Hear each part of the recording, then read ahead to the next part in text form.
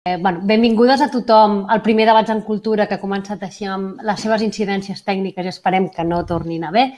És un cicle de 4 debats que hem preparat des de Coincidències, 2 d'àmbit més local, que seria el que farem avui i l'últim que farem, que estan coorganitzats per Coincidències i per la Fundació Catalunya Cultura, i 2 que farem d'àmbit més internacional, que els coorganitzarem amb altres entitats europees. Estem aquí donat que la situació actual ens ha portat a paralitzar les nostres vides, hem estat privats de cultura i lleure i sobretot de socialització. I curiosament també la cultura ha estat qui ens ha rescatat i ens ha acompanyat molt en tots aquests dies d'aïllament, de confinament, des de les seves diverses formes, des de la ficció en plataformes per veure sèries i pel·lícules, des de llibres, des de concerts on live, i en canvi és un dels àmbits que aquesta crisi ha tingut més impacte i que ja sabem tots que venim d'un sector precaritzat de per si. I nosaltres vam pensar potser és el moment ara de parar i fer reflexió i fer una reflexió entorn del paper de la cultura en la nostra societat i, qui sap, potser de plantejar-nos traçar nous fulls de ruta per la cultura. I així neix aquest cicle de cultura de resistència per als nous temps, on volem parlar d'aquests diversos fronts oberts que ara mateix té la cultura, amb creadors, amb gestors i acadèmics vinculats a les arts escèniques, tant de l'àmbit públic i privat. I aquests debats els anirem anunciant per xarxes, igualment també a tota la gent que està connectada, que sapigueu que a la nostra pàgina web estan ja tots els debats publicats i els podeu consultar. Els realitzarem cada dissabte de maig, aquests 4 dissabtes que queden, a aquesta hora, a l'hora del vermut, a les 12 del migdia, acompanyadets d'un vi, que no sé si teniu tots la vostra copeta. Nosaltres estem acompanyats d'un vi de denominació d'origen Catalunya, així que abans de començar brindem amb tots vosaltres i així comencem amb més alegria.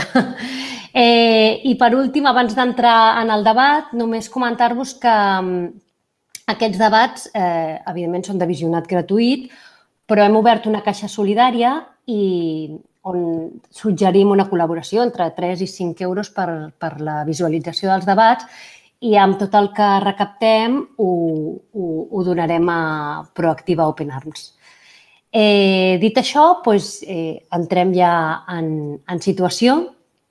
Aquest primer debat porta de títol La cultura excèntrica, polítiques culturals alternatives, i ens havíem plantejat 3 preguntes, que les tinc per aquí. Llavors, llenço les 3 preguntes que havíem plantejat per començar el debat. Després el públic podreu anar participant i podreu donar la vostra opinió o fer preguntes als ponents i jo ja els aniré presentant. Havíem preparat aquestes 3 preguntes, que és: es pot pensar la cultura més enllà de les institucions? Quines maneres de fer cultura sostenible ens queden en els temps actuals? I quins són els nous reptes creatius que tenim? Dit això, aprofitant que el Fernando havia començat a parlar, te lanzo a ti las 3 preguntas. Antes te presento. Fernando, ¿nos oyes? Que ara ja el veig congelat. Sí? El veieu bé vosaltres? No, està en negre. Vale, pues Pau, et presentaré a tu i et llançaré totes les preguntes i llavors ja rescatarem el Fernando, pobre, més està molt lluny, està a Abu Dhabi. Ara ha aparegut, Fernando. ¿Ara ha aparegut? Ahora sí. Ahora, vale. Pues Fernando, te lanzo a ti estas 3 preguntas y te presento. Bueno, Fernando, si no entiendes alguna cosa en catalán, nos dices. Claro. Bueno, tú me has dicho que entender entiendes, pero que te expresaras en castellano, pero vaya, que cualquier duda vamos haciendo así en los 2 idiomas. Bueno, Fernando López és bailaor, investigador acadèmic i filòsof. És doctor per la Universitat de París 8. No, bueno, sí, no? És París 8? Sí. Desenvolupa el seu propi projecte coreogràfic des de 2009 en l'àmbit del flamenc contemporani. A més, també té diverses publicacions. Destacar el llibre de Puertas para Adentro, que parla sobre el gènere i la tradició flamenc. I res, jo el que tinc és moltes ganes d'escoltar-te, d'escuchar-te y que nos digas cositas. Bueno, espero que me oigáis. Si en algún momento la conexión se va, como es bastante voluble, me levantéis las manos o hacéis algún gesto divertido. Vale, genial. Gracias a todos y a todas por compartir este momento y por la Te perdo. Manos. Que es noti els que venen del moviment. Fernando, no. Vale, bueno, pues nada, me quedo en pausa. Ay, ahora... Ahora. Vale, recupero. Bueno, pues voy a intentar ser rápido para aprovechar la buena conexión, ¿no? Decía que quizás esta situación nos ha puesto de manifiesto tanto aspectos positivos como la necesidad de los artistas de seguir creando y al mismo tiempo la precariedad de un sector artístico que ya de por sí llegaba un poco a rastras con las consecuencias de la anterior crisis económica de 2008 y una gestión que a nivel social, económico y político, en vez de fomentar medidas que pudieran proteger a esos artistas que se encontraban en una situación de dificultad, de alguna manera agravaron la situación. Creo que la oportunidad que tenemos en esta ocasión es que de alguna manera hemos aprendido cosas de la crisis que nos han permitido asociarnos y empezar a establecer estructuras de defensa del sector, pero al mismo tiempo creo que también muchos artistas llegamos ya cansados porque nos damos cuenta de que una crisis que pensábamos que habíamos dejado atrás con mucho esfuerzo personal, inversión económica, etcétera, de repente nos regresa como en un efecto boomerang y tenemos que hacernos cargo de ella de nuevo.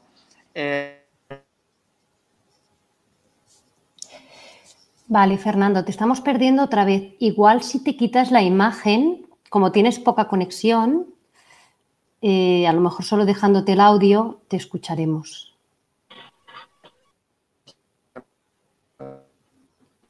Pues parece que ni así. Vaya. ¿Os parece que hagamos una cosa, Fernando? A la que tengas buena conexión vas participando y vamos avanzando por otro lado. ¿Sí? Sí. S'ha sentit, no? S'ha sentit? És que no se sent. Uf. No. Bueno, tirem, avancem. Vale? Bueno, el següent participant que volia presentar és el Pau Alavajos. Hola, Pau. Des de València, des de Torrent. El Pau Alavajos és cantautor i amic dels Terrats, per on hi ha passat ja un parell de vegades, el 2015, per primer cop, i l'any passat amb la col·laboració amb el Festival Asotella de Faro a Portugal, amb 2 concerts que vam fer, un a Portugal i un aquí a Barcelona. I, bueno, el Pau, a mi la seva música, que per mi sempre carregada de poesia, a mi m'agrada descriure la música del Pau, que està sempre en un equilibri perfecte entre cançons d'amor i cançons de lluita. L'equilibri entre la intimitat i la lluita col·lectiva. I així et robo un títol d'un àlbum teu que és Amor i ferocitat, que seria això, la ferocitat de la lluita i l'amor de la intimitat. I el Pau, a més d'artista, és també regidor i portaveu del grup municipal Compromís per Torrent i és cap de l'oposició a l'Ajuntament. I llavors trobem com molt interessant aquesta doble visió com a artista i política treballant a l'administració municipal, que creiem que ens pots donar una mirada més completa. Així que et passo la paraula. Molt bé. Moltes gràcies, primer, per l'oportunitat. Encantat altra volta de participar en cultura amb coincidències, que, la veritat, totes les iniciatives que heu plantejat sempre han sigut superinteressants.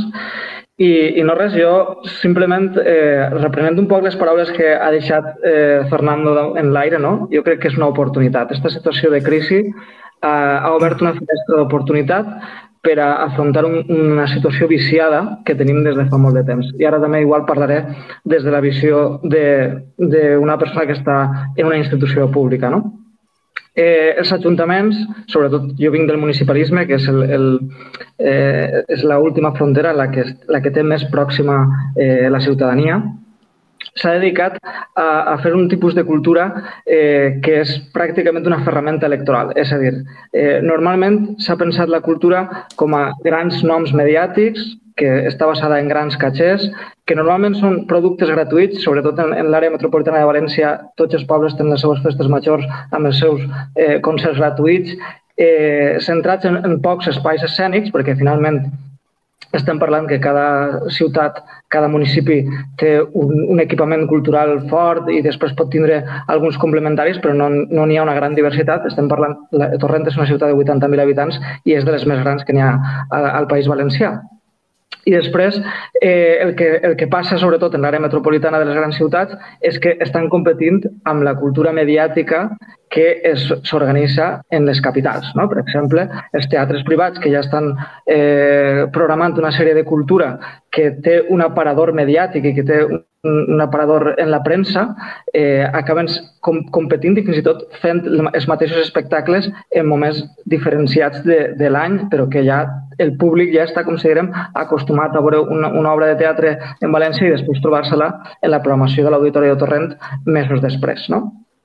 Jo diria que és una finestra d'oportunitat perquè potser és el moment de pensar la cultura com una ferramenta de transformació social, tenint en compte les restriccions a les que segur ens anem a sotmetre a partir de la fase 1, de la fase 2 i de la fase 3 i les que vinguen.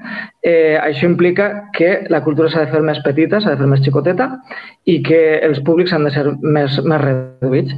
I això ens posa damunt de la taula la possibilitat de fer espectacles en llocs diferents als que s'han fet la cultura sempre. Per exemple, un dels casos més paradigmàtics és dels Terrats, que ja van obrir foc en el seu moment sense tindre aquesta situació de crisi sanitària, però que podria ser perfectament una alternativa fantàstica per a fer una programació cultural molt rica, molt diversa i que respectarà de segur aquest tipus d'aforament més reduït.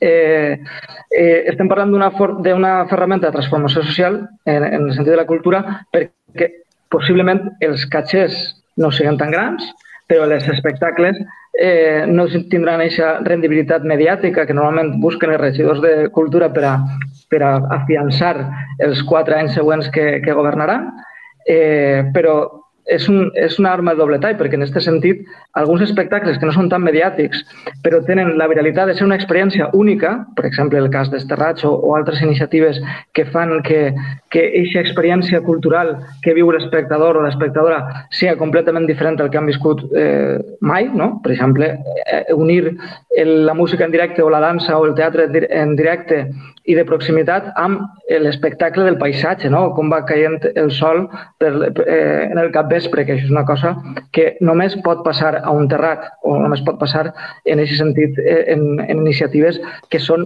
trencadores i transgressores.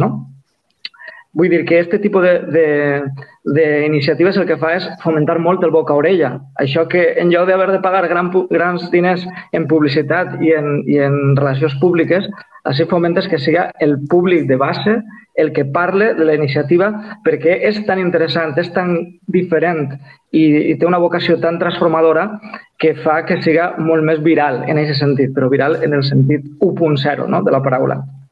Després, una de les coses que m'ha paregut molt interessant d'aquest cicle és que, a pesar de que sigui una cosa evidentment online i que sigui telemàtica, sí que s'ha posat un cert preu a l'activitat. És a dir, entenem que aquesta xerrada, aquest debat pot ser interessant per al públic en general, però al mateix temps li diguem això té un cost, encara que no vaig a les nostres butxaques, és molt interessant que deixi una certa quantitat econòmica per a una ONG, com en aquest cas Open Arms, cosa que em sembla una causa molt lloable. I aleshores crec que tenim damunt de la taula un debat o una disjuntiva entre els grans teatres i auditoris, la política cultural que s'ha fet tradicionalment des de les programacions i des de les àrees tècniques de cultura, i després tenim una xarxa de centres cívics i espais rescatats per a la cultura que tradicionalment no s'han utilitzat per a fer cultura, però que se podrien fer en aquest moment de restriccions d'aforament i de distàncies, no?, entre uns i altres, que podrien ser, per exemple, els centres cívics. Els centres cívics se podrien utilitzar per a fer cultura més petita i no tan espectacular. Els terrats, com és el cas de coincidències que ha tingut este cicle ja de fa molts anys, les biblioteques, no?, les biblioteques fora del que és l'horari habitual i, per tant, no molestaries a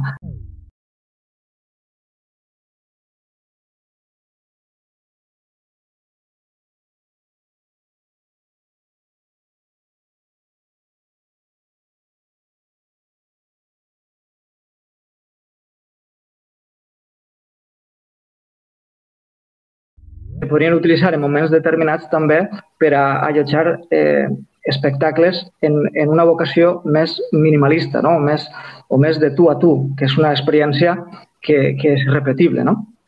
I en aquest sentit, per la meva experiència com a músic, que m'han convidat a moltíssimes iniciatives trencadores en el que habitualment es fa, per descomptat, ja he parlat una miqueta dels terrats, però també com a exemple, no?, i per a tancar un poquet la meva intervenció i deixar passar als companys i companyes, a la Vall d'Uixó, per exemple, fan un cicle que es diu Singing in the Cave, perquè tenen unes coves de Sant Vicent que se poden travessar amb una barqueta i se pot fer un circuit al voltant d'una hora, i la idea és que se fa un concert dins de la cova, és a dir, un dels grups últims que estan reservant, se'ls diu, mira, a tal hora hi ha una de les visites a la cova, té un concert amb este cost i aleshores, mentre la gent va fent el recorregut amb la barqueta, es troben en un lloc en el que hi ha una espècie de gruta una miqueta més gran i jo apareix en l'altra barqueta i canta en directe sense equipament ni res, una cosa molt,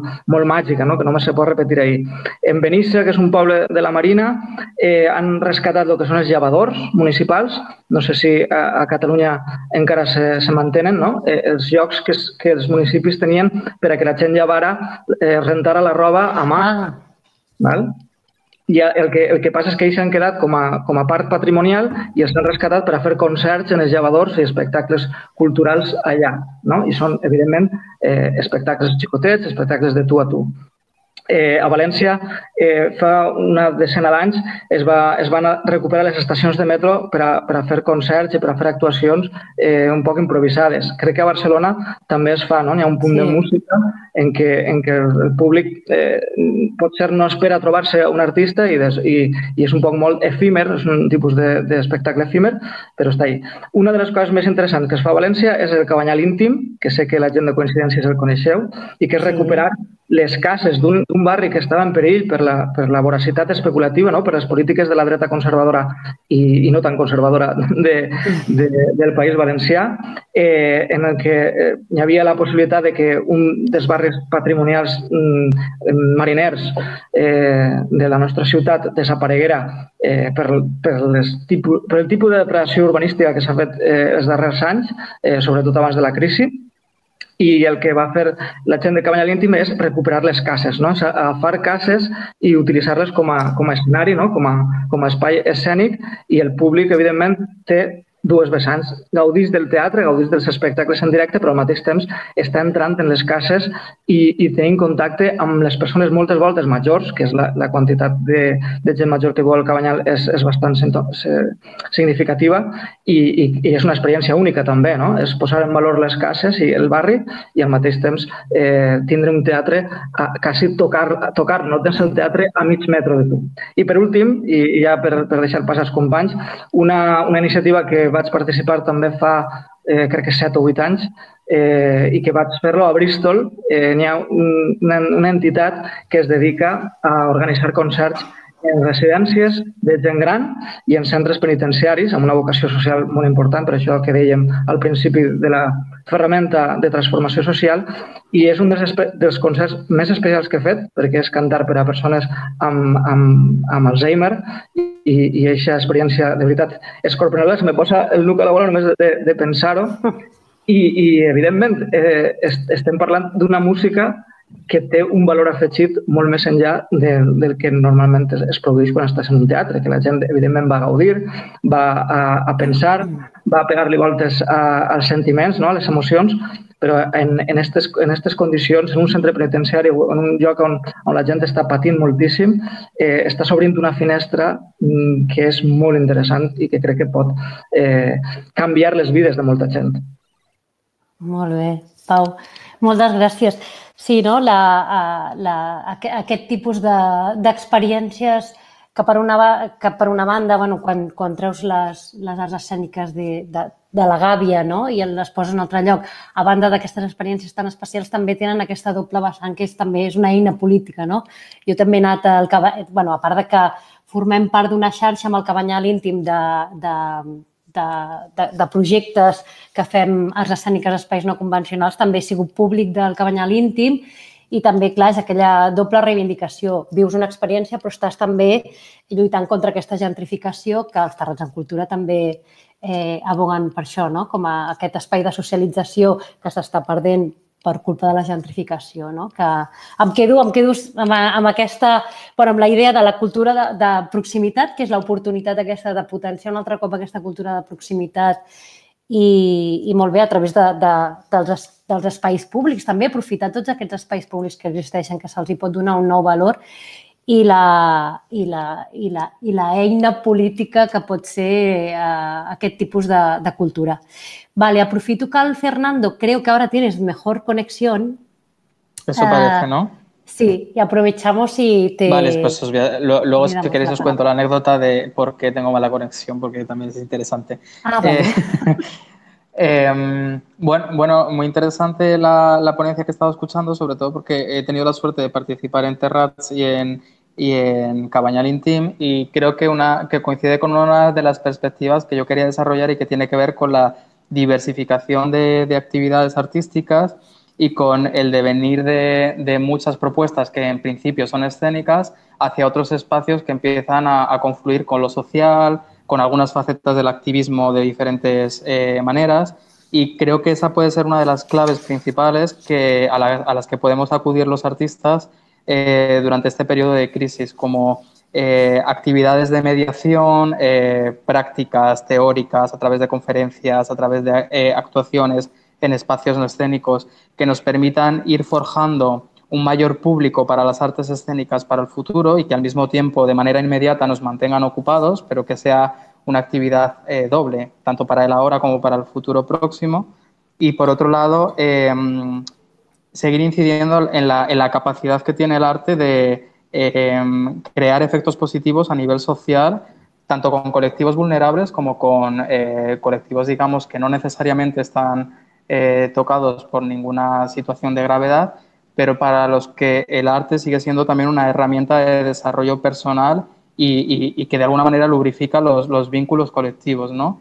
Creo que en esta tarea el arte sigue teniendo una función fundamental, y tal vez en un momento en el que el mercado escénico de los teatros, como habitualmente los hemos concebido, va a estar relativamente saturado por la reprogramación, por la falta de público, por la necesidad de reorganizar las diferentes actividades, creo que puede ser el momento en el que podamos utilizar ese tiempo no solo para parar, sino también para utilizar todas las herramientas que tenemos como artistas y llevarlas a otros lugares cercanos que no solo tengan efectos positivos para el arte en el futuro, sino también para las personas involucradas en esa serie de actividades. Y creo que además es una manera de escapar a este falso debate, tal vez, no sé si es del todo falso, pero desde luego un tanto quizás desequilibrado en relación con la actividad virtual, ¿no? Lo que estamos haciendo ahora mismo como única respuesta a la situación de la crisis y a la situación del confinamiento, y que a mí me recuerda mucho a debates estéticos que se llevan teniendo desde principios de siglo en relación con la fotografía, con el cine y con otras actividades, como que han puesto en cuestión las artes vivas y el contacto, digamos, humano entre gente próxima entre sí, para ser sustituido por una forma artística, digamos, virtual. Creo que esa herramienta que se nos pone ahora a disposición es absolutamente inigualable porque nos permite llegar a, como estamos haciendo ahora, a personas y a contextos muy diferentes y muy únicos, pero creo que, digamos, esa herramienta tiene que ser complementada con la creación de arte in situ y digamos que la vía del activismo, de la acción social y de la mediación cultural pueden ser vías que amplifiquen el ámbito de la escena, lo enriquezcan, produzcan también a futuro una amplificación de los públicos y tenga como una retroalimentación positiva tanto para los artistas como para las personas que estén involucradas en esa actividad. Muy bien. Gracias, Fernando. Bueno, yo de todas tus palabras recojo sobre todo el concepto de la persona en el centro, ¿no? De sobre todo poner el desarrollo personal y los vínculos colectivos, que es la función que debe tener esta nueva cultura a través de actividades de mediación. Yo me quedo con esto y con que sí que lo virtual nos da una oportunidad, pero también no dejemos, ¿no?, que esto deje de lado Exacto. el in situ, ¿no? Que es lo que hacemos, a lo que nos dedicamos todos, ¿no?, a las artes en vivo. Pues voy a dar paso a Kim Vigas. Hola, Kim. Kim Vigas el Kim és coreògraf. Ara mateix està a Copenhague perquè ell viu entre Barcelona i Copenhague i la pandèmia t'ha enxampat allà. Bueno, ell des del 2018 és professor associat a l'Escola d'Arts Performatives de Copenhague. No dic el títol perquè no sé dir-ho bé, no? El meu danès està una mica rovellat. Ell forma part del projecte UA Dancing Museums, té diverses peces de creació pròpia. L'any passat va estrenar Desplaçament variable.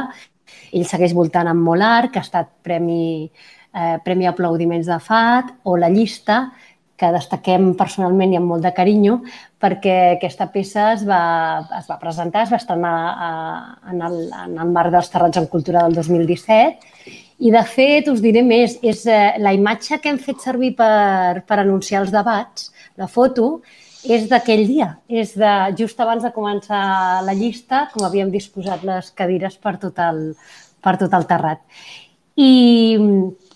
I bé, jo, Kim, tinc moltes ganes d'escoltar la teva opinió. Què penses sobre tot el que hem estat dient? Bueno, primer de tot, gràcies per aquesta invitació i gràcies ja al Fernando i al Pau per els seus pensaments, que també són molt estimulants i que crec que ressonen molt amb mi ja. Vull dir que ja sento molta afinitat. Curiosament, és una trobada de gent que estem d'acord, cosa que està molt bé, perquè d'alguna forma no estem agafant perfils que poder no els vulguem donar massa protagonisme, sinó reivindicar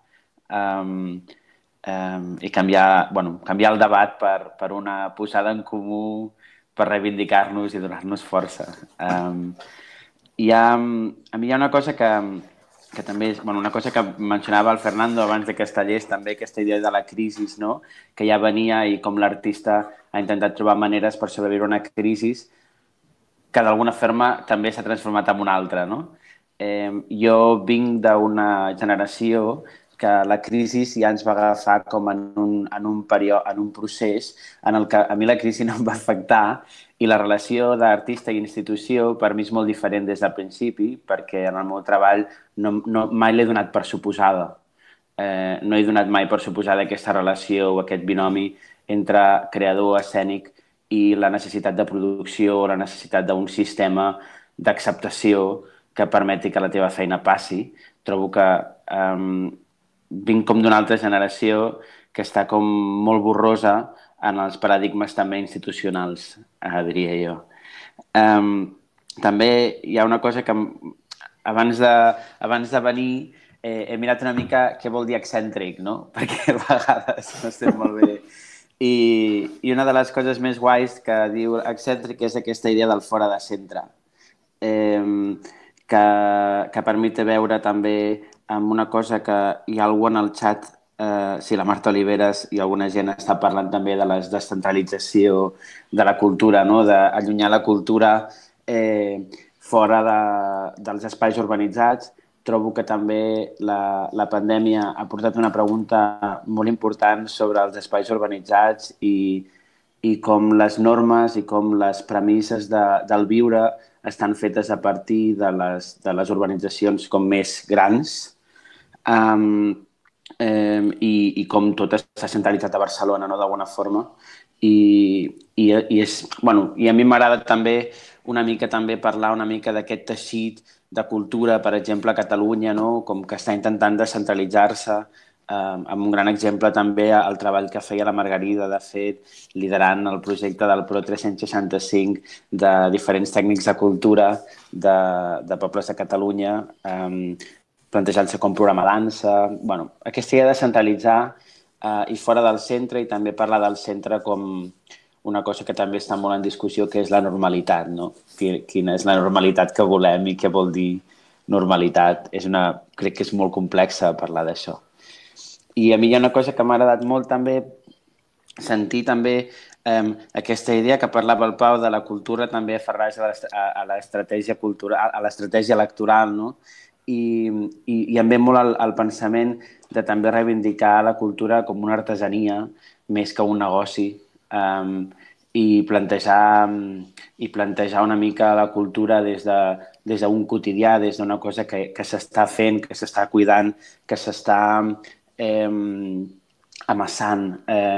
Vull dir que no té a veure amb una idea de projecte, en el sentit d'una temporalitat de dir d'aquí a aquí faig aquest projecte, no? Vull dir, entès des d'una pràctica, des d'un fer, des d'una manera de fer que genera trobades i que genera sensibilitats amb altres persones. I hi ha alguna cosa per mi que és important fer aquesta distinció, perquè últimament cada cop que es parla de cultura o cada cop que es parla d'esport, sembla que hi hagi com una equació directa a un tipus de formats molt concrets, quan els gradients de tot això són molt amplis. Vull dir, i si no podem començar a entendre tots aquests gradients i a cuidar tots aquests gradients des dels llocs, per mi és molt difícil també a vegades parlar de cultura, perquè sembla que també tinc com l'exemple tonto, no?, de dir una persona que fa mobles fa uns mobles que IKEA no farà mai en la seva vida. IKEA és un format que et dona mobles, però no necessàriament les ètiques que hi ha al voltant de tot això no són les mateixes. O sigui, hi ha també una proximitat amb aquesta idea d'immediatesa, que crec que d'alguna forma a vegades també està bé preguntar-nos, no?, els processos, les ètiques al voltant, des d'on s'ha fet tot això. Perquè si no sempre anem com a l'espectacle, no?, a la llum, al gran concert. No sé com dir-ho, que d'alguna forma per mi hi ha molts gradients aquí i m'agradaria també com compartir també l'important que són els gradients i els petits graus que hi ha amb tot això, que és molt complexa i que d'alguna forma hem de tenir clar que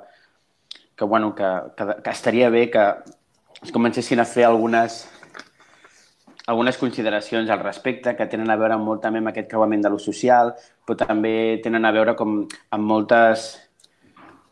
Vull dir que té a veure també amb un quotidià que és igual al que facis, però que el lloc des d'on ho fas és important. Vull dir, és el més important. No sé millor com dir-ho ara mateix, però ho dic així com molt...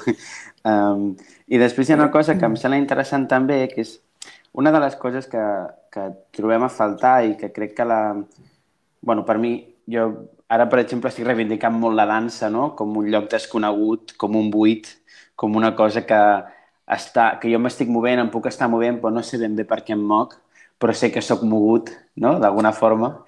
I això porta a és un tipus d'estar que, per exemple, ara mateix la gent que treballa a la dansa té molt a compartir amb persones, perquè d'alguna forma tenen a veure, ja lidien amb un buit sempre que estan treballant, ja lidien amb la norma, ja lidien amb coses que són extrapolables a una possible trobada i reflexió que ve del cos mateix, que ve de l'estar amb el cos. Que a vegades també un dels una de les problemàtiques que trobo és aquesta obsessió, que connecto també amb el que el Fernando deia. Trobo que el món virtual és un lloc de continguts, és un lloc d'obsessió de continguts molt, molt, molt forta. Vull dir, tots són continguts tota l'estona, no?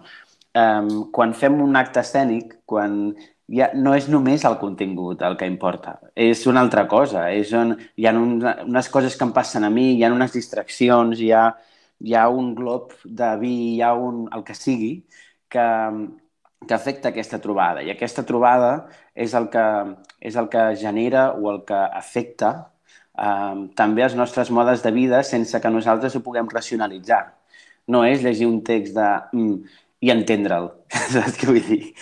És una altra dinàmica i que té a veure també amb un creuament i crec molt també amb el plantejament d'una cultura des d'un quotidià, des d'una proximitat, no necessàriament una cultura que necessita, que ja fa l'equació directa de cultura-teatre o cultura-exposició o cultura-exhibició, trencar també aquestes dinàmiques. I un exemple, com has mencionat, podria ser que l'experiència que vam tenir amb la llista, perquè d'alguna forma la llista va néixer com una trobada entre nosaltres, la Isaias, la Lola i jo ens vam seure dient, què vols fer? Dic, no sé què vull fer, perquè no sabia molt bé què volia fer. Dic, tinc aquesta idea al cap que m'agradaria provar. Entendre també el fet de la prova, el provar, el possible fracàs de tot això, però posar-nos-hi tots junts, no? I també, per exemple, el bonic de la meva experiència amb la llista, no? Que també hi ha una carta d'algú que crec que és de coincidències que encara circula per la llista, que té a veure també amb aquestes vides creuades, amb aquesta idea de comunitat, amb aquest edifici de persones que conviuen i que tu estàs aportant o anant a un lloc on hi ha una convivència, on la convivència ja hi és, on els creuaments ja hi són, però d'alguna forma ho magnifiques una mica per posar-ho en valor. I té a veure també amb com l'art segueix insistint a la idea de donar valor i no donar valor des de la idea merament de dir jo valc uns diners, però també on poso les atencions de què vull parlar i de quina forma vull parlar d'això. És molt important perquè si no al final acabem també amb els trending topics que no farien falta, perquè al final una ressonància que té el viure mateix i que tenim la capacitat o l'artesania, algunes persones, de poder compartir això amb gent i que això ens generi converses i que això ens generi... El bonic d'un concert no és només fer el concert o fer la peça, és veure què et passa a tu durant tot aquest període, amb connexió amb tota aquesta gent i com aquesta gent també acaba parlant amb tu i com podem deixar que les coses que ens passen també estiguin com m'ha passat i ja està bé, no passa res. Vull dir, no haig de parlar, no haig de racionalitzar res, no haig de... I per mi estic fent com una mena de surfejada una mica estranya, però és el que m'agrada, no necessito... I una cosa també que trobo que té a veure també amb aquesta idea de trobar-nos. Jo, per exemple, a mi em passa que quan passen unes coses molt boniques quan coses es troben per fer una cosa plegades, sigui el que sigui. I simplement, a vegades, el que fem és una excusa perquè la gent estigui junta, també. No som el motiu, tampoc, a vegades. I a mi això també m'agrada, com treure una mica de palla també del rol de l'artista. El rol de l'artista pot ser el de mediador, també trencant una mica amb les estratègies de legitimització i també una mica amb tota aquesta tensió dels artistes i dels drets dels artistes, quan els drets dels artistes tenen a veure amb els drets de tota una ecologia de persones al voltant seu. També si ho parlem una mica dels tècnics de cultura ara mateix amb com estan fora també de les ajudes, per mi és el mateix, és cuidar també això, no? És cuidar aquesta ecologia, més que la centralització. Lo extravagant també és el tècnic, és la persona que apreta un botó. I ja està, he fet una surfejada bastant graciosa, però em va bé. Bueno, meravellosa surfejada, de la qual jo em quedo... Bueno, m'agrada que hagis ressaltat allò d'excèntric perquè la idea era això, no? De treure fora del centre, no? Aquesta cultura alternativa, diferent. M'ha agradat molt la teva... destaco la metàfora d'IKEA, no? IKEA com la indústria cultural i l'artesà de mobles, la cultura, com crec que la concebem aquí, no? Una cosa és el que has dit, de gran espectacle luces, i l'altre és anar-te a fixar en la cosa més artesana, tot el procés i des del lloc on ho fas i sobretot posar l'atenció en aquesta trobada, el que genera i com afecta, com pot arribar a afectar les nostres vides. Jo recullo això. Hi ha moltes preguntes, ens estan fent moltes preguntes, però jo me les vaig anotant i donem paraula a la Margarida i quan acabi la Margarida ja us aniré comentant. Ho dic per la gent perquè com que n'hi ha unes quantes que les tinc presents i ara les diré. Bueno, hola Margarida, què tal? La Margarida des de Lleida, que com veieu ens ha preparat un set estupendo. Té aquí la imatge dels Terrats en Cultura, té el seu vinet posat des de la terrassa, amb vistes a Lleida. Bueno, la Margarida és gestora cultural i és vicepresidenta del CONCA, del Consell Nacional de la Cultura i de les Arts.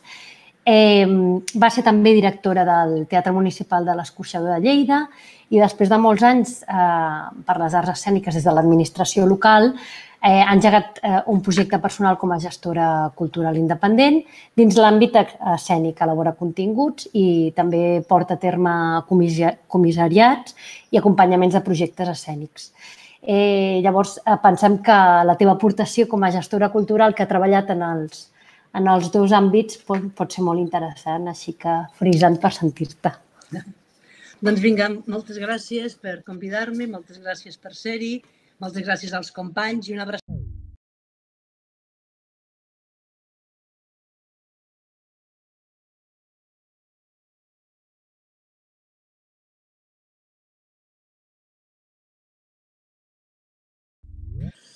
Respecte a la primera, ho han explicat molt bé els meus companys també. Naturalment que la cultura s'ha de pensar més enllà de les institucions, és imprescindible. En aquest moment estem tots a la casella de sortida, està tothom al mateix lloc. Aquesta parada ens ha anat molt bé per fer un reset, absolutament un reset. I estar en aquesta casella de sortida vol dir que endavant només hi tenim fortaleses i oportunitats. No podem pensar en les debilitats i en les amenaces de cap manera. Estem tots allà, però m'agradaria llançar amb aquesta primera pregunta una idea. Quin és el model de cultura que volem més enllà d'aquestes institucions i amb les institucions? I llavors això em fa pensar en la idea de l'arbre i la idea del rizoma. I aquí, igual, Fernando em pot ajudar una mica perquè ell és filòsof i jo no ho soc, però voldria explicar una mica la idea del rizoma. El Gilles Deleuze, el filòsof, molt bé, aquí, veus ell com havia de tirar el cable, va explicar molt bé què és el rizoma, què és aquesta societat en xarxa, aquesta societat horitzontal. Nosaltres, i el Pau ho ha explicat molt bé quan ha explicat els grans noms, els grans equipaments, les grans estructures, ha explicat la cultura entesa com un arbre que té un tronc molt potent, unes arrels molt potents, moltes branques i molts fruits. I els fruits i les fulles i les branques es van movent, però van caient o no, però està com a molt arrelat. Aquest arbre és una idea de cultura que ens remet molt a aquestes estructures tremendament sòlides, però tremendament inamovibles. I a mi m'ha fet pensar en aquesta idea contrària a l'arbre, que és el rizoma i que és la teoria del filòsof, aquesta cosa que us vull ensenyar. Que és, no ho veureu gaire bé, però mira, el Quim riu perquè és un mapa del Quim. És un mapa del Quim. O sigui, ara és molt difícil que puguem veure'l, però la idea és aquesta. És un mapa on hi ha... Bueno, és un mapa que ell podria explicar molt bé, però que a mi em serveix per explicar el que és un rizoma, el que és la cultura rizomàtica. Són tot de nodes, tot de punts, no hi ha centre, aquí no hi ha centre, per tant és excèntric. I el rizoma és ben bé el gengibre, no? El gingebre el que fa és neix per sota i va fent. I com es reprodueix? Es reprodueix perquè un node de gingebre, una gema de gingebre, fa de node i esclata cap a un altre. No necessitem cap llavor, diríem, no? Doncs estem en el moment en què hem de decidir si volem una cultura rizomàtica, que això vol dir necessàriament una cultura, allò que diem cultura de base. I aquesta cultura de base el que té és molts nodes distribuïts no només per totes les disciplines artístiques, sinó per tot el territori, per tot el país, no? Per tant, els nodes en qualsevol moment surten en un lloc o un altre, són molt mòbils, estan molt interconnectats. Penso que aquesta idea té a veure amb la reproducció vegetativa de la cultura també, té molt a veure també amb aquesta idea de com t'arreles a la terra, si a través d'unes arrels molt fixes, que serien aquestes estructures de molt totxo i molt pesades, o al contrari, a través d'aquesta cultura de base, que aquesta cultura de base el que fa és atendre aquesta horitzontalitat arreu del país, no?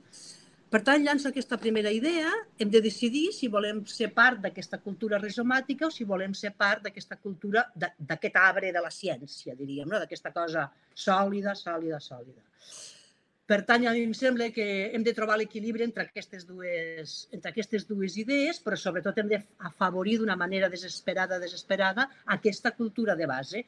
Aquesta cultura de base, que són aquests petits projectes que estan absolutament horitzontals al territori, a les estructures, al país, a les disciplines, etc, etc, etc. Segona pregunta. Ho heu explicat una mica tot, és molt difícil anar a ser l'última, però respecte a la mesura, a quines mesures podem fer perquè la cultura sigui més sostenible en els temps actuals, heu explicat molt bé el tema de la proximitat i hem explicat molt bé també, heu explicat el tema de la ruralitat d'alguna manera, no? Lo rural i la proximitat són dues coses que aniran molt, molt juntes i llavors hem d'afavorir per ser sostenibles, perquè sostenible no vol dir res més que orgànic, que natural i que equilibri. Si sabem entendre la cultura d'aquesta manera, doncs hem d'afavorir només les pràctiques, no només, sobretot les pràctiques culturals que siguin inclusives, diverses i cohesionades. Respecte a les inclusives ja estem treballant. El Pau ha posat l'exemple d'una experiència seva amb un context inclusiu molt, molt concret. Respecte a les diverses, tinc algun dubte perquè juguem amb l'aparença que sí que hi intervenim i no hi intervenim gaire amb les pràctiques culturals diverses. Aquí fem una mica de postureo, diríem, no? I per parlar d'això, us vull llegir un fragment d'aquest llibre, no sé si el veieu bé, és el llibre del Fernando. És el llibre del Fernando, tu n'has parlat, Lola, al començament, es diu De puertas para adentro. El Fernando és ballarí, però és filòsof, ja us ho he dit. I us vull llegir només un paràgraf molt, molt breu que parla perquè reflexionem sobre les pràctiques culturals des de la diversitat i amb la diversitat. Y aquest fragment diu: en la danza trabajamos con afueras, con exterioridades. Incluso cuando el trabajo es interior, solo podemos medirlo por el efecto exterior que produce. Lo interesante, pues, es analizar el lugar que ocupa el secreto, lo invisible o lo silenciado. Per tant, aquesta diversitat cultural, el llibre us el recomano, com també el mapa del Quim. Doncs això, aquestes pràctiques culturals han de ser diverses i hem de no només pensar en la inclusió i en la cohesió, sinó amb totes aquestes coses que encara no tenen nom, que no sabem ni com nombrar-les perquè no les sabem explicar, però que formen part de la vida quotidiana de totes les persones. Per tant, aquesta diversitat l'hem de saber admetre i gestionar.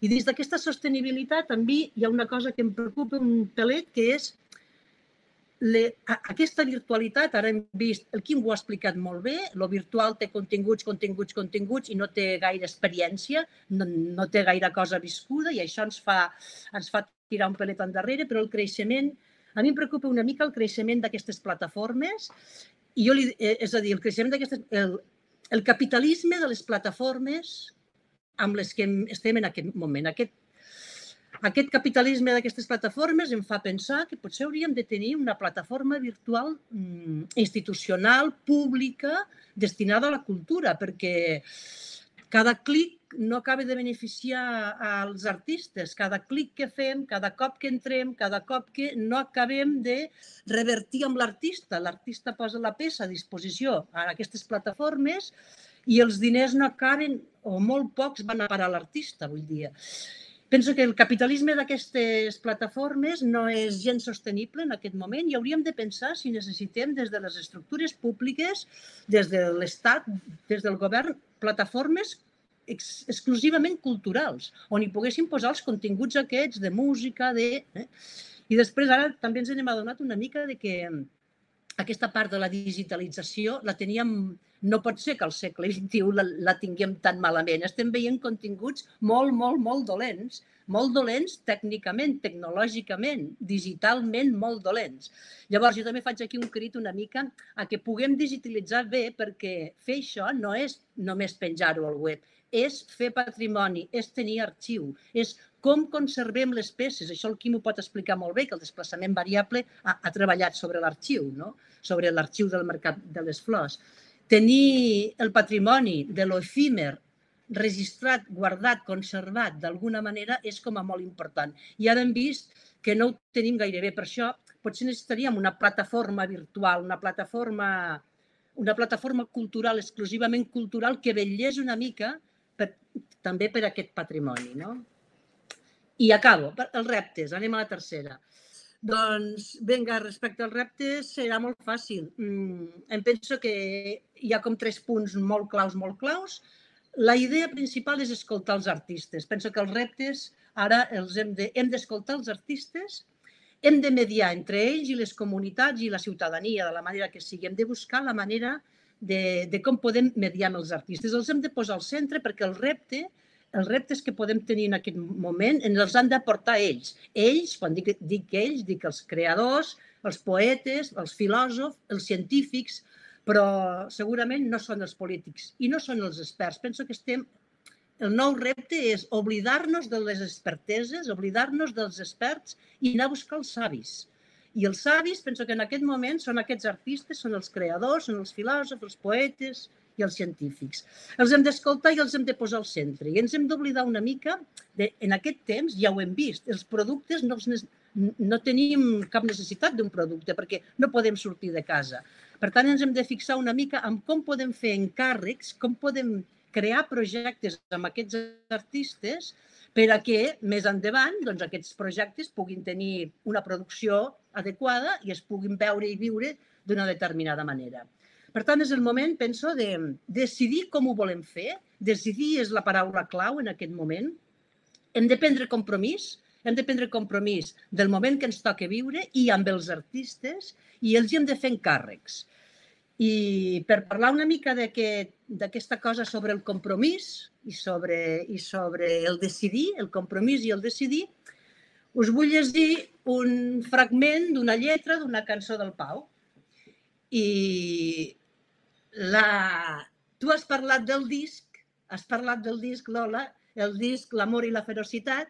Jo no el puc cantar perquè s'acabaria el món si cantés jo, vull dir, i no vull ser responsable de tantes coses. Per tant, si el Pau ho vol cantar, jo us llegiré només el fragment per resumir una mica el repte creatiu que tenim, que és aquesta cosa sobre el compromís i sobre el decidir. La peça, la cançó es diu Viure i us vull llegir molt breu. Diu, guarda't les excuses per a un altre moment. Posa't roba confortable i sabates resistents, perquè venen temps de lluita i ens fas falta en el carrer. El teu lloc està en les places amb la resta de la gent. I si no ens deixen somiar, mai no els deixarem dormir. Ja saps què vol dir prendre partit. Per tant, si viure vol dir prendre partit, el Pau ho cantaria molt bé. Per tant, moltíssimes gràcies als 3 per haver-me deixat usar el vostre material per explicar una mica com veig això de la cultura en aquest temps. Gràcies. Moltes gràcies a tu. Moltes gràcies, Margarida. I sí, exacte, molt ben. Gràcies per utilitzar material dels 3 I jo ràpidament, certament això de ser l'última té aquest hàndicap, no? Que moltes coses ja s'han dit, però també hem fet la trampa de posar-te a l'última perquè sabem que tens aquesta capacitat de després de sintetitzar i ordenar tot i em quedo molt amb la metàfora de la cultura de l'arbre i la cultura del rizoma, que hem d'anar cap allà, que hem de ser aquests nodes que vagin cap a diferents disciplines i diferents territoris. Aquesta cultura de base que ha d'atendre la horitzontalitat i sobretot ara, perquè hi ha una de les persones que ens està veient, a més ho vam parlar fa poc, això de digitalitzar bé, de la qualitat, perquè ens hem adonat ara mateix que no ho feien bé, que tot aquest patrimoni que tenim, de patrimoni de l'efímer, a l'hora de fer aquest arxiu ens adonem que no estan fent, que hem d'apostar per la qualitat d'aquesta digitalització. I sobretot, com has acabat, escoltar els artistes i posar-los al centre. I menys burocràcia i més artistes, científics, més savis, que m'ha agradat molt, més persones sàvies. Doncs no sé si algú de vosaltres... Sí, doncs afegiu, sí. Una de les coses que m'ha passat durant aquest període que m'ha agradat molt és la conversa amb alguns gestors culturals o amb alguns programadors.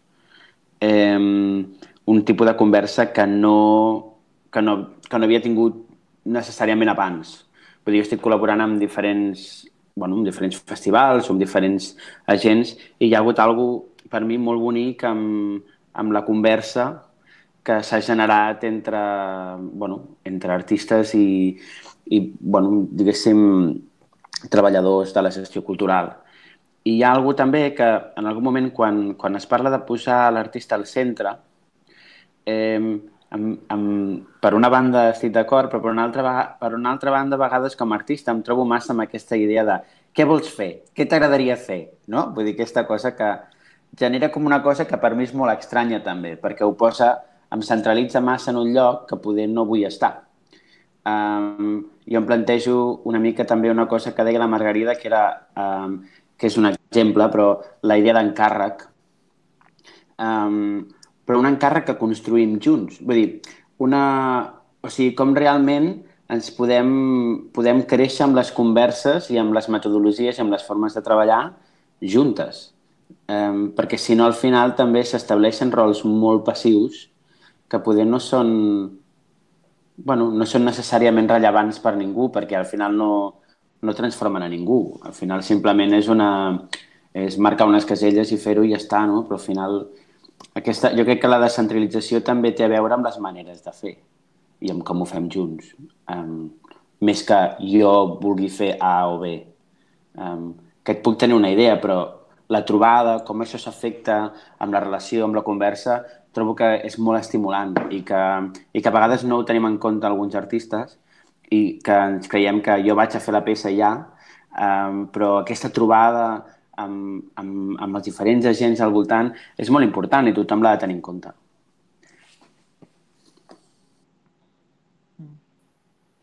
Molt bé. Mira, si us sembla, com que ens hem anat una mica de temps, fem 10 minuts per poder recollir almenys totes les participacions de la gent. També és veritat que hem començat més tard. Però així ràpid, jo volia anar dient els noms de la gent que ha participat, però estic fent una mica de resum dels comentaris i si hi ha alguna pregunta us la llenço i si voleu afegir alguna cosa als comentaris. Així, en general, de les idees que s'han anat comentant, que ja hem comentat nosaltres, el tema de la descentralització de la cultura i pensar molt en el territori. Això ho han dit. També reforçar la xarxa de cultura de proximitat i no centralitzar els recursos. També que l'administració pública no només ha de posar pressupostos i donar diners, sinó que ha de donar també recursos a la cultura. repeteixen el tema d'oferir proximitat i sostenibilitat. Què més? Aprofitar, potenciar un binomi nou de suport a la creació immediata i de canvi de paradigma del sistema d'exhibició. També es parla de reciclatge i reflexió en les administracions, que ara és el moment. També comenten el tema del suport digital, que podria ser un bon complement per a aquesta cultura rizomàtica. Això comenta Pelai Molins en referència al que has dit, Margarida, de la cultura rizomàtica. Internet té la qualitat de ser nòmada i incontrolable. I afegeixen que això, que escoltar els artistes i no només les associacions sectorals ni la patronal. Més o menys això és, en resum, el que han anat recollint. No sé si... No hi ha preguntes en si del que m'han passat, no hi ha cap pregunta en concret, però potser del que han dit, si hi ha alguna cosa que us ressoni i que vulgueu afegir, la paraula és vostra. Bueno, a mí me gustaría comentar algo porque, bueno, no sé si alguien lo ha comentado hasta ahora, pero en esta visión rizomática, como se ha dicho, del arte, creo que también es para nosotros para el sector artístico, una posibilidad no solo de mirar hacia afuera y hacia el tipo de acciones que proponemos a los diferentes tipos de público, sino las maneras que tenemos de relacionarnos internamente dentro del sector artístico.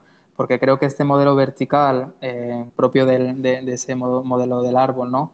Que se basa en una serie de jerarquías y de relaciones de poder a veces desiguales y no necesariamente relacionadas con el interés y el talento de las propuestas, creo que están reproducidas dentro del sector artístico a veces sin darnos cuenta. Y creo que este momento en el que queremos utilizar el arte a menudo como una herramienta de evolución o de revolución social en términos casi humanistas, creo que también tenemos que aplicarnos la misma medicina internamente, al menos como un análisis para intentar identificar aquellas prácticas que por necesidad, por coyuntura económica o por inconsciencia a menudo hemos reproducido dentro del propio ámbito artístico y generando este tipo de relaciones a veces jerárquicas, desiguales e incluso a veces como ligeramente violentas.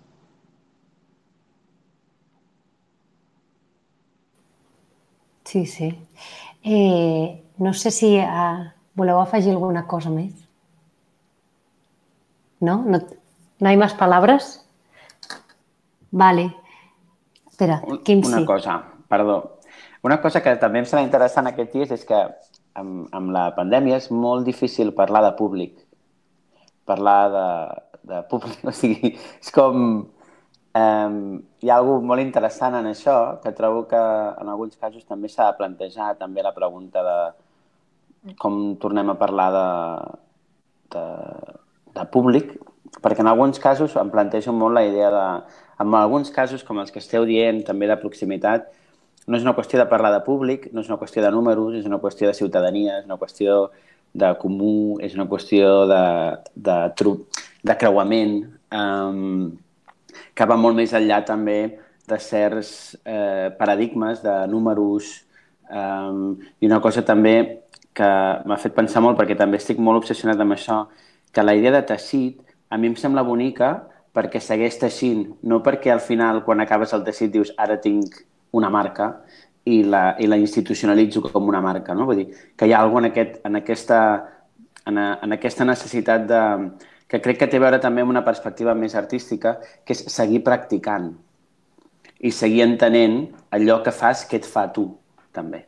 I té a veure molt, per mi té molt a veure amb això, amb aquesta pràctica del anar fent, més que del voler constatar alguna cosa.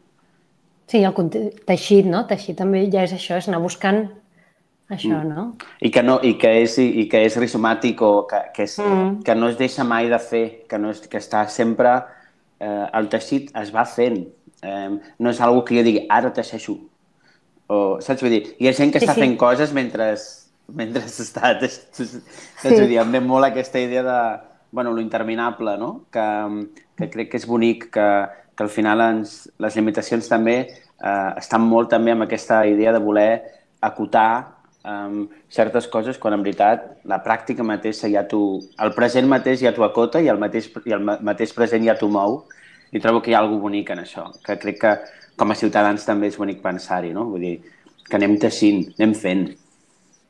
Anem fent, sí, no parar. Pau, digues, t'has de posar el micro. Ai, vale. Disculpeu. No, simplement, ja, com que estem ja encarant la recta final, jo volia quedar-me amb una de les idees que s'ha parlat, no? Que a vegades la cultura en si és una excusa per a trobar-se gent, no? Això m'ha paregut una idea molt bonica. Crec que esta és la intenció. Hi ha una de les experiències que no he comentat adés, de totes les experiències excèntriques que crec que s'estan posant a la mà, no?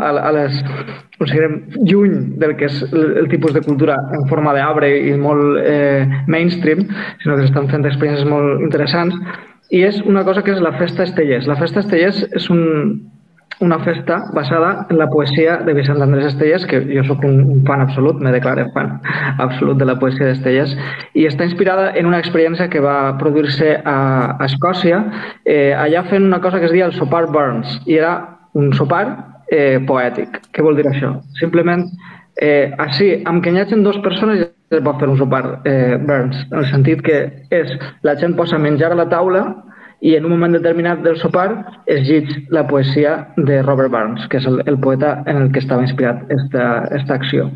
Això se va traslladar a València i es va convertir en la Festa Estellers. La gent porta menjar a un lloc determinat, moltes voltes pot ser fins i tot una casa, no cal que siga un espai escènic o no cal que siga un lloc públic, i simplement amb tindre persones amb un llibre o un paper que estigui imprès aquestes paraules, aquesta comunitat ja es crea i aquest consum cultural col·lectiu ja es produeix. No cal que siguin grans infraestructures per a que la gent creï aquesta comunitat basada en l'excusa cultural meravellosa que és la poesia, no? Sí, la Margarida crec que... Sí, jo volia afegir amb això que aquests sopars estellers no només es donen al País Valencià, sinó que s'han estès a tot el territori, que aquí a Lleida se'n fa i que estan organitzats a través d'estructures com Òmnium Cultural. Vull dir que és un model, diríem, que ha arrelat a tots els països de parla catalana. Vull dir que em penso que és una molt bona manera d'atansar la poesia i en aquest cas, clar, si ets fan, doncs és absolutament imprescindible assistir-hi. Sí. I una cosa més, aprofitant el que dius, no? Que a banda de que s'ha extès per tot el domini lingüístic i fins i tot per comunitats internacionals, perquè jo l'any passat vaig tindre l'enorme sort de poder participar en la Festa Estellers de Brussel·les, que, clar, les comunitats catalanes, valencianes que n'hi ha a l'exterior també poden fer aquest tipus d'activitat per a ajuntar-se un dia i poder celebrar la poesia. També el que fa és ser una plataforma interdisciplinar i que moltes voltes ens trobem artistes de disciplines diverses que no tenim oportunitat en les programacions culturals més tradicionals, no? O més mainstream, com si diguem. Perquè de sobte en una Festa Estellers a la gent li dona per fer un espectacle de dansa basat en el bolero de l'Alcúdia, per exemple, que és una cosa que jo he vist, dansadors fent un espectacle a partir del bolero de l'Alcúdia, que és una lletra d'Estellers basada en una cançó tradicional. Evidentment, això dona lloc a músics que hem musicat, hem adaptat musicalment molts poemes i molts textos a fer actuacions en directe, rapsodes i escriptors que no només parlen, no només llegeixen coses d'Estellers, sinó que llegeixen coses inspirades per textos d'Estellers com una espècie d'incitació o d'inspiració. I per tant ens trobem en un mateix lloc una quantitat d'artistes que d'altra forma seria molt difícil que poguérem convergir. Vale. Ai, pensava que estava silenciada. Vale.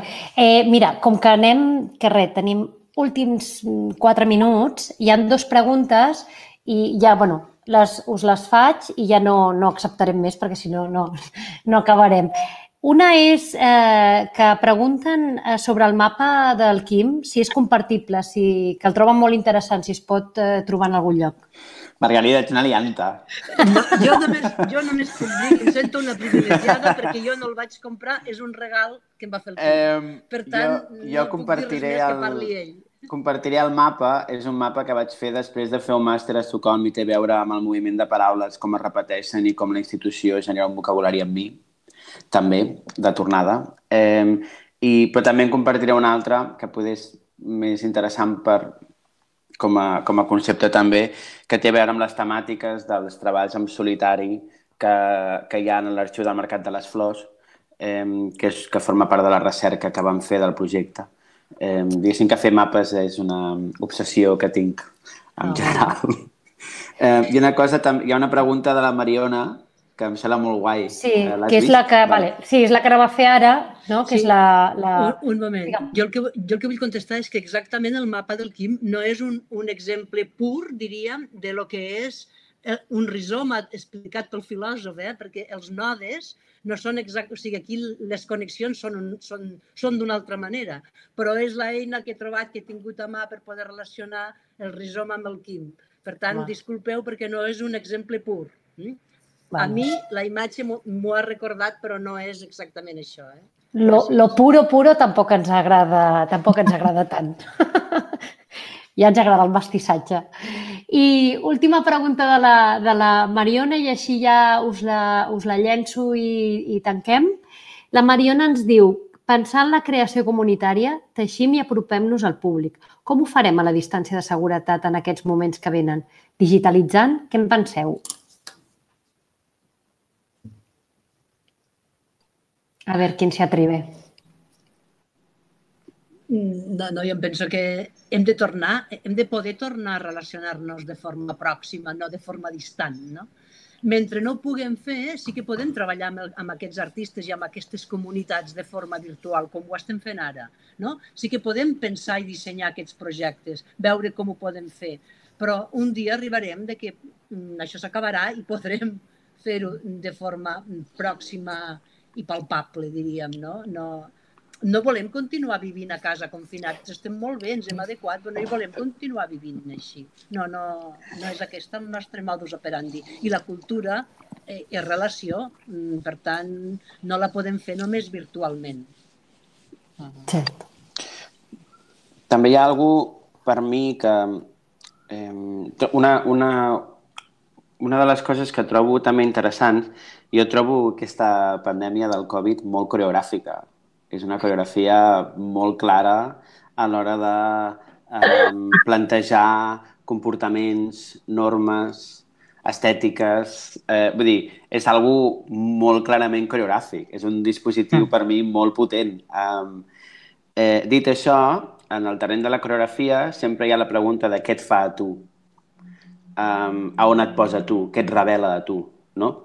I hi ha alguna bonic també que aquesta situació ha revelat moltes coses que d'alguna forma donaven per suposades, que és una cosa que l'art sempre ha volgut fer i que moltes vegades no ho ha aconseguit de la manera que aquesta situació ha aconseguit que molta gent reflexioni una mica sobre els seus patrons.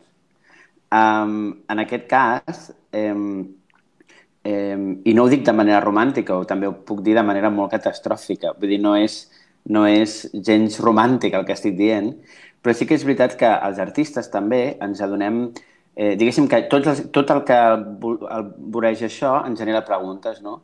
Crec que els artistes també ara s'han de preguntar què és la proximitat i com ve la proximitat, com la fem venir, perquè també l'hem donat per suposada. Hem donat per suposat que fer una peça amb una persona cara a cara és treballar la proximitat. Vull dir que s'ha d'anar amb compte també perquè no es tracta de representar la proximitat o de representar, sinó de fer-la de manera que tingui sentit per nosaltres.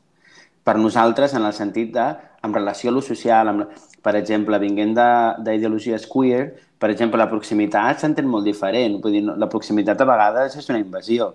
Vull dir que també s'ha d'anar molt amb... Vull dir, crec que no és una qüestió de dir ara hem de ser pròxims i ens hem d'abraçar tots. No va d'això, per mi. Va també de preguntar-nos de quina manera volem ser pròxims els uns als altres. Per mi no donaria per suposada una equació, però que sí que ens ajudi a reflexionar les formes de trobar-nos i les formes d'estar plegades. Per mi és l'important. No sé si... Sí, yo por continuar un poco... Ay, perdona, que no sé si había alguien... Ah, vale. Continuar lo que decía Kim, creo que claro, que hay una tendencia quizá a identificar la proximidad con casi la fusión corporal, ¿no? Y creo que aprender a negociar con la distancia y generar nuevos dispositivos de contacto es también una oportunidad creativa, ¿no? Para ver de qué manera nos encontramos y qué tipo de relaciones podemos establecer con los otros que no pasen necesariamente, en el caso en el que sea necesaria una distancia de seguridad, por el tacto, digamos, cuerpo a cuerpo, como lo hemos entendido ahora. También estamos hablando de una crisis que probablemente vaya a tener muchas fases y que desconocemos por el momento cómo se van a ir desarrollando. De tal manera que creo que también es necesario tener una cierta flexibilidad de pensamiento para ir como imaginando, según vayan llegando las nuevas etapas y vayamos viendo cómo nos podemos relacionar, el tipo de dispositivos que podemos poner en marcha en función de cada una de esas etapas, porque creo que la situación no va a ser igual que ahora dentro de unos meses, pero tampoco creo que la crisis haya terminado dentro de unos meses, sino que nos van a plantear nuevos retos muy cambiantes, con poco tiempo de reacción, y creo que ahí es donde va a estar también el rol de artistas, programadores y demás, de saber cómo adaptarse a las sucesivas nuevas realidades. Jo, agafant una miqueta el guant i per també respondre a la pregunta, crec que, i enllaçant potser en el que crec que hem dit totes i tots en un moment determinat, és que és una oportunitat. No? En aquesta situació, cada crisi trenca d'alguna manera en les situacions que venen molt marcades, molt hermètiques convencionalment, i tenim una oportunitat. Des del punt de vista de la música, jo crec que el que se pot fer és lluitar o boicotejar aquesta dictadura de la xifra, no? que s'ha produït sempre i que s'està quantificant la cultura. Ara, com que a través de les xarxes, a través del que són YouTube, no? Les visites que té un vídeo, un videoclip, és el que marca la vàlua que té un projecte cultural. O, per exemple, en el nostre cas, l'Spotify, que és també una manera de mesurar quina és la vàlua artística per la quantitat d'escoltes que té un artista mensualment. No? En aquest cas de restriccions, anem a portar l'activitat cultural a un camp d'una dimensió molt més humana, en el sentit que no serà tan important la quantitat de gent que poses, sinó la intensitat de les emocions que pugues arribar a transmetre i, no sé qui ho comentava també, el post. No? La gent, quan se'n vaig en aquesta experiència cap a sa casa i mastegui i digerisca totes les emocions que ha sentit, ha percebut en aquest espai reduït, això que generarà després. No? I això potser no és computable en xifres, no és computable en grans quantitats, però sí que té una dimensió humana que és, crec, imprescindible.